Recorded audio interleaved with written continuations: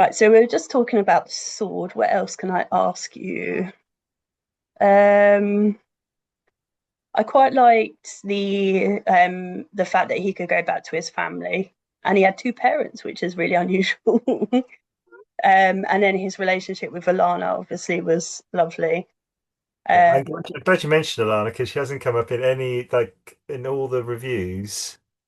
No one mentioned Alana like explicitly, and for okay. me, because it's Mhm. the whole story falls apart. It's the backbone of the story without Alana. Yeah, Because I remember like before like I released it, and to the very few people who'd seen it at that point, I had some early ARC readers. Because everyone disagreed with me. I thought it was a romance. I also thought it was a romance with fantastical elements, but everyone else said no, it's a fantasy book with romantic elements. And I was like, and maybe it's just because I'm invested in that story more than anything else. I'm like, well, I'm pretty. For me, it was more of a romancing. But anyway, I don't know what you thought about that. Whether you thought it was, yeah. I mean, yeah, like you say, it's as important, and I loved, the way that they got together, the clues, the rainbow bridge and stuff. It was really sweet. And then when they were together, and obviously it was it was finally when he was happy and stuff. yeah, So yeah, I really liked. She was probably one of my favorite characters, to be honest. So I should yeah. go back and change my review, and I'll mention her. No, that's just fine. I mean, in fact, that's one of the things that I like is that there's a lot of the characters have a lot of humor. I think Alana's really sharp. Dustin can be sharp at times. He can also not be sharp at all. Um, Dustin's dad is really sharp. Even actually, one of my favorite characters, who's only in it, I think it's only twice he's in it, is the bus driver. I love the bus driver. I love him, but the guy who takes him, I think he's on the bus when he's going on his first date with Alana. He does not sure Yeah. he's on his. I absolutely love that guy, and he absolutely has Dustin tied up in knots. He just Yeah. doesn't know what to say to him because he's just like, and I absolutely that he's one of my favorite characters, and he's not in it for very long, but he just really, he just really makes me smile. I really Yeah, like and I those love kind of. how it comes full circle at the end as well with him. Yes, yes, Yeah. yeah. It's There's a but nice little I love touch. those little characters. Yeah. I can fit like and I mentioned this loads in film club with Guy, VHS Film Club. Um, I love talking about the actors who played small parts and the other bits. You've always got the big actors, but you've got these other people as well. And like I can't think of a good example now. But they'll be like, oh yeah, they were in that, and I didn't even recognize them in that. I think who's the guy? I can't remember the guy's name. There's a guy I can't remember his name, but he's in the Cannonball Run. He's the guy in the truck. He's also the Rat Man in The Stand, and then he's also I think in Carlito's Way as well. And every one of those films, I never would have put them together. I just because the characters were so different, it never occurred to me it's the same actor. So I love all the small actors and stuff, and I love all the little characters or the characters that got a smaller part in the books as well. I love all that. Yeah. Oh yeah, I noticed. Um and when it came full circle at the end, I'm like, oh, that is a good little I've appreciated that. Um and I like the way with Alana that you used her art to help tell the story as well. I thought that was a very clever little thing. What she was painting and the different things actually told different stories. I thought that was very good. Yeah, yeah, I think it was cool. So I mean, and that also played back to I was talking obviously the spark of that story was when my wife and I could have got together and didn't. That was like another arc because I know Sam had a decision when she finished when she was doing her A levels. Do I go do art or do I go do ancient history and archaeology? And she went and did ancient history and archaeology. Um, but she'd have gone to do art. Would her life been more like Alana's life? So yeah, that was one of the ideas that she would be artistic. But then also again, you got to think, on Dustin's side, you know, he goes from a life that actually he thinks he's actually quite happy, but actually his life is like, grey and boring basically. Pretty grim, And yeah. yeah, it's just grey and boring, but he doesn't really realise because he's got a at the time he's kind of like he thinks he's got everything with Lou, his previous girlfriend, so he's like almost like happy with his lot type thing. He's not thinking any further than that. But the thing Alana brings in is colour. She brings so much colour into his life, and I don't think she could be anything but an artist because she just brings, and it's not just in the art, but just how she is. She is so, I guess, heart driven. Lou's very, very, very much head driven. I know Lou's kind of almost like a mini villain in it, to be honest. Poor Lou, she gets a hard time in that book, but she's almost like a mini villain. And she's all head. Everything is head. There's nothing. But yeah, Alana is all heart. There's no, and yeah. So I think it had to be something really creative she did. There was no other. She wasn't going to be an accountant or I guess work in a legal career like Lou is. And it kind of explains why Dustin as well is kind of like not really engaged in it because he's not really, it's not really him. He's just kind of gone along for the ride. He's kind of not sure what to do. And he's ended up in that place, but it's not really him. Yeah, and it was nice, especially because we're in the arts with writing, to the legal profession isn't always, it isn't for everybody. So it's nice, and I suppose, someone arty brought him out of himself, which is quite nice as well. Sort of it's a nice message for people, I think. I think he like widened Alana kind of like sort of opened his eyes, really. The world's much bigger than you think it is. And they did it in a very, almost in a very, they didn't go traveling the world. They just spent time together and had fun. And he's sort of like, well, this what life can be like? So yeah, so it's kind of done in a very Subtle. small way, I guess, in a lot of ways. But but yeah, that's one of the really lovely things about their relationship is, he sort of realizes what life can be like and what love is and how much color there is in the world, but you just gotta open your eyes to it. Yeah. Or get drunk and get run over and make deals with, Norse gods, whatever. It's a typical day. Yeah. That really happened. I'm actually living that life right now. Is that why you do all the strongman stuff then, yeah? Yeah, I'm in training. Yeah, that was and like I haven't got a sword, see, so I've used a bit of imagination. I've got a battle axe.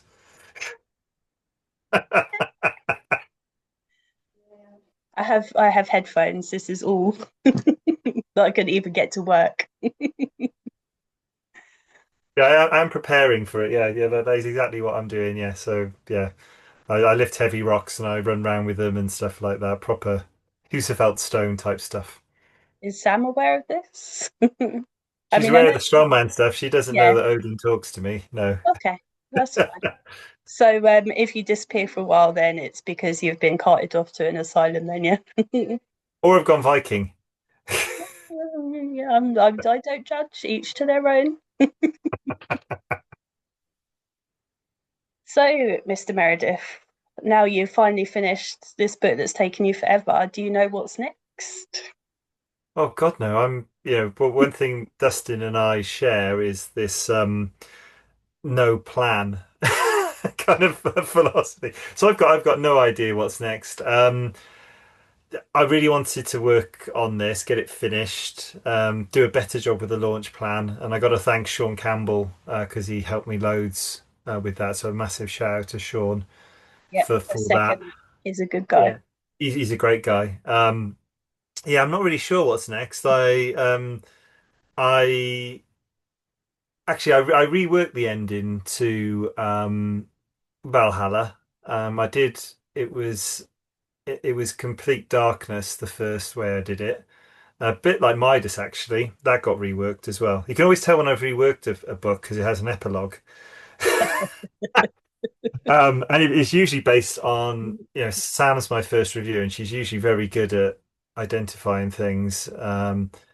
But actually, by doing the reworked ending, it has opened the door to doing a sequel. I don't know how I would do it. It's kind of weird because I've always felt like when I've written books, I see like a snapshot of someone's life, and they've gone through a process, and they've kind of, they've started off somewhere, and in the end, they end up somewhere very completely different. So you're on this big journey, like, I don't know.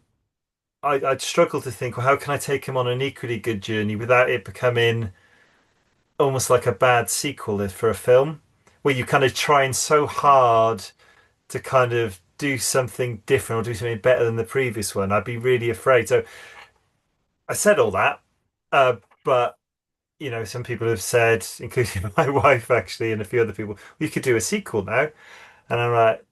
I don't know. So I don't know. Maybe I'll come back to that. Maybe I'll get the knack of doing sequels. Because I know, if I ever went down a route where a publisher would be interested, they would very much like there to be, they want a sequel because kind of as soon as you make an audience for that particular character, as that they like that because there's less work to get it to again. What's coming in there? Oh, was it your dog? Yeah. Sorry, Bobby girl. Oh, I could just see the ear. I couldn't work out No, what. because there is a massive, yeah. Oh dear. So yeah, I don't know actually. I think I need to let the dust settle a bit. I've obviously, like most of us, I have I can't live off just author stuff. So there's other things I need to take care of. I think I'm So sitting on £1.55 for November, the last time I looked. yeah. So yeah. I think artists are possibly born to be poor, I think. And this. Yeah. Crazy idea. Uh, Bloody right. I think there's a bit in the book, isn't it, where Lou is really, really condescending when she meets Alana, and Yes. she finds out she's an artist and says something like, well, you're only ever gonna do something that's worth money after you die, or Yeah. something like that. Right. Yeah. So I don't know actually. This is a bit like, well, we'll go back to that date. I'm pretty sure I might have got asked in that date, where do you see yourself in 5 years? So, and again, like even if I got asked that in a job interview, I have no good answer for that. Apart from saying every time I've been asked that question, I've been wrong every single time. So, is it really worth me answering? I could give you like a bullshit answer because I know it's going to be wrong. Because in 5 years' time, everything could be different. And I'm not someone who I've never planned. God, I haven't planned like, let's see, how far in advance? I might plan my holiday a year in advance. That's about as far as it goes. And you could argue, well, I've got kids, so I plan to have them knocking around the house for a good long while. But I wouldn't call that planning really. No, that's just life, isn't it? So, in answer to your question, what is next? I have no idea. Actually, like I said, I'm gonna try and do my best on Valhalla and see if I can do a better kind of launch with this one. Already doing better. I'm having an interview on the day of it being launched already. I've already went up on it. Usually, I've got the books out there and go, "Oh, no one's seen them. I better do some marketing." So at least I've managed to do some of it before. And you had the So world tour as well, actually, so actually, in the near term, I'm recording a radio show with Lainey, Lainey's Lounge tomorrow. I'm also doing Lee Benson's radio show. So I'm really pleased because I was worried like with them, but not maybe not with Lainey, but definitely with Lee. I spoke to him recently. I thought he's going to not be interested in speaking to me again, but he's up for it. So I guess the near term is probably doing a bit more marketing with Valhalla really, and just seeing where that goes. And I'll get the bug and I want to write something else soon, but I haven't got that I guess that spark yet. But something will happen to me. Something something. I wish I've got yesterday I saw someone like, oh, that would make a good book. I've got two on the go technically, and then I've got at least two ideas written in my phone ready to write. So I wish I had that problem of not having the next sort of spark. Yeah. I just need more time, and like marketing is just like, Yeah, what is that? I it's don't do not it. really it's not my skill either. The only thing I had was that I don't know if this is a book idea, whether it's just a stupid thought, because like they talk about time not being linear and it's elastic and stuff like that. People who are a lot more clever than me who understand physics and stuff like that. And I just had this thought about songs, how they bridge times. And I don't know how that would work in a book, but I was thinking, because when you listen to a song, it can transport you straight back to a feeling or a time. Like you went to C5, you mentioned going to C5. That'll take you back to being 14 again instantly. Yeah, Uh, So I don't know how I'd make that work, but I was just having that thought because a song came on the radio and it took me immediately back. It actually immediately took me back to Midas, actually writing Midas, because the song I associated with that song was a Nick Kershaw song. Um, and I was thinking, well, I was just thinking, well, songs are time machines.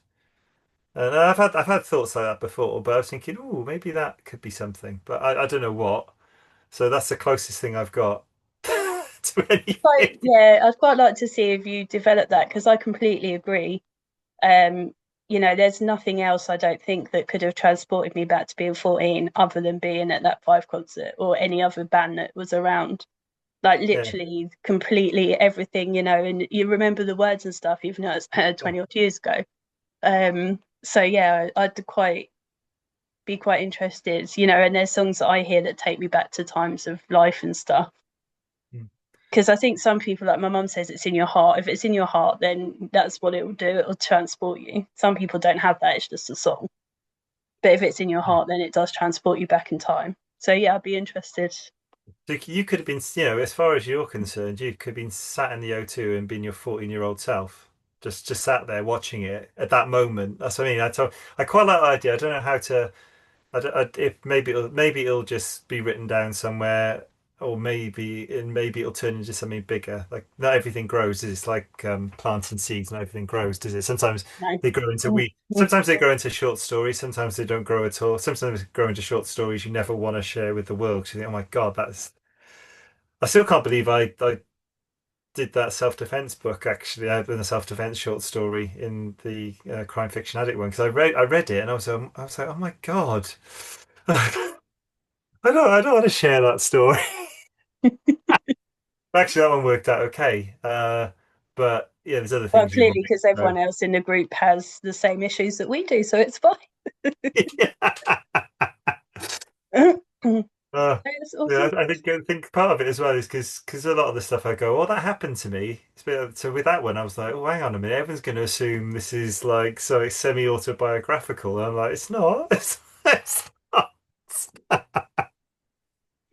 Yeah, that would be. Yeah, it's pretty icky, isn't it? So yeah, so the summary to that is haven't got a Scooby about what's next. Yeah, it's I really am flying by my seat of my pants at the moment with so many things in my life, not just the writing stuff, but other stuff as well. So I have no idea what is around the corner. But one thing I can say though is that I think yeah, without a doubt, I think I'm the happiest I've been in my life for a very long time, actually. This time last year, my levels of stress were through the roof. And I don't feel that now, which is great. But again, at the same time, I should, in some respects, I should be thinking because I haven't got a clue what's coming. I should be a little bit unsettling to some degree, but actually, It feels quite liberating, to be honest. That's good. That's really good. It's nice to hear as well. I've been there as well, and I'm probably the same. I think probably happier than I've been settled. Yeah, Not really. I mean, I stress sometimes about my books not selling, but then I think, well, I don't actually do anything to help that. So I unless some magic happens, then I'm going to need to sort that out myself. So, but yeah, it's a nice place to be. Yeah, but you've done the magic bit. I think the magic bit is you've created these, and I need to catch up actually. I know I'm so remiss on not reading your stuff. Do you know what? It's interesting because because obviously you're very much in the crime novel world. I wouldn't have read any crime novels if it wasn't for you because it isn't necessarily what I'd pick up, but because of you, I read Guy Gardner's books, and Guy's kind of on the periphery, isn't he, really, with Yeah. what he does? But definitely, I wouldn't have read AJ Hill's Dead Drift. I wouldn't have done that. Unfortunately, I think when I was going to read yours, I read a Ginny McAllister book, Wrong Place, Wrong Time, which I loved because it had a sci-fi element to it, and that made it for me. Then I read another one from hers that was just straight like crime, and I found it too much, and I was just like, oh, this is too real, and I'm too like maybe it's because I write like I do to have the comedy and the fantasy in it a bit, but this is too much. This is too real life. I get too much real life in my real life. I can't. So that kind of unfortunately reading the second Ginny McAllister book put me off reading crime for a bit, and my plan was to read your book, and then he was like, "Oh, Donna's written it's a crime book." I'm like, "Oh, I don't know if I can do another crime straight after this." But I'm coming back round now. I think I'm healing now from too much crime, so I need to come back round. Because anyway, my point was you've made you've written this amazing book, and you've made these worlds, and in itself that's a magic thing. And even some people will would have experienced that, and I think that's a wonderful thing. And I think Guy's kind of similar. Guy's crap at marketing as well. We're all kind of in a similar boat, and he's created these incredible worlds as well. And I feel privileged to have been able to read them, and I'm looking forward to reading yours. I just need to now I've kind of got over my bruising from my last crime novel. I can I can probably take it on. Yeah, I know it is tough, isn't it? And especially when you're trying to write. And I mean, and talking about sort of ideas, my book that I'm writing at the minute started off with a name, and then an episode of QI, and then something else gave me that extra thing. I was like, aha, now I know. But that Yeah. took about 2 years, maybe even longer. So Yeah. I had a name saved on my phone for ages. Cause I'm like, that is such a great character name. It's a detective, like a cozy crime detective name. Yeah. So I'd had it for ages, ages and ages. And I was like, finally, I can use it. So yeah, but it is amazing where stuff comes from, isn't it? And then an episode of QI, aha, that's cool. I think So I yeah, think I said I think I said I think I've put on Facebook today about, and you do exactly the same. Before that book exists, there's just a blank. I don't know if I don't know if you write physically down or just type. There's either a blank screen or a blank notebook, and then afterwards it's this real thing. This world where all these amazing things happen. I think and we do this, and I still like really that fell out of my head or fell out of your head, and I think it's such an amazing thing. it is. And especially when you hold it in your hand and you think every single word in this, I was responsible for, and Yeah, it's yeah. just mind blowing, isn't it? It really is. Yeah, I think it's an amazing. So I think, that's a huge achievement in itself. And yeah, we'd love to have more people see what we've done. But even just what we've done so far, was regardless of the I guess the how many people have seen it, it's still an amazing achievement. Just taking that kernel of an idea that you've got, a name that you've come up with, and then turning that into a whole world and whole story. Yeah, completely agree. Well, that seems like quite a nice note to end it on, unless there's anything else that you think we haven't spoken about that you'd like to mention. I mean, you should probably mention where we can buy your book from. Oh yes, they're all on Amazon. They're not linked at the moment because Amazon's been a bit slow, so there seems to be a an issue with the subtitle. So there's kind of the paper and hardback are one link, and then there's the Kindle version. But if you search Alan Meredith Valhalla on Amazon, maybe we can put a link in the when this goes live as well, so you Yes. can get to. Hopefully, it's just one link by then. The only other shout I want to give to is just to my kids because my daughter took the photo, which was on the front cover of Valhalla, and my son did the amazing artwork for the sword, both the glowing sword on the back of Dustin's back on the cover, and the more, I guess, more detailed sketch, which is on the inside cover, which I think you would have seen on the Kindle. I think it's on the Kindle version as well. Yeah.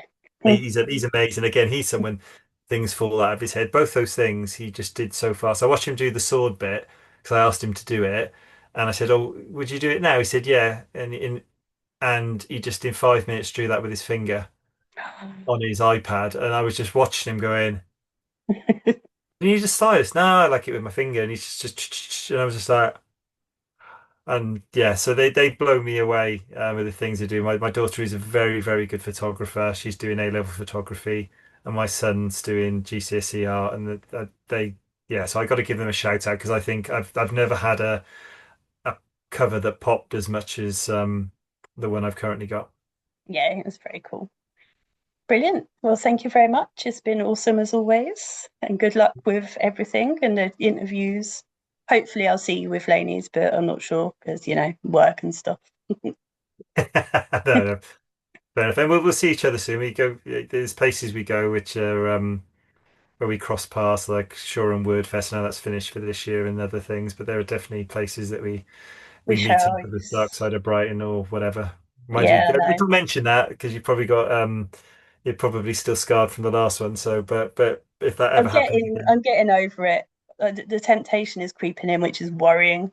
But yes, we shall see. Watch the space, I guess. okay, cool.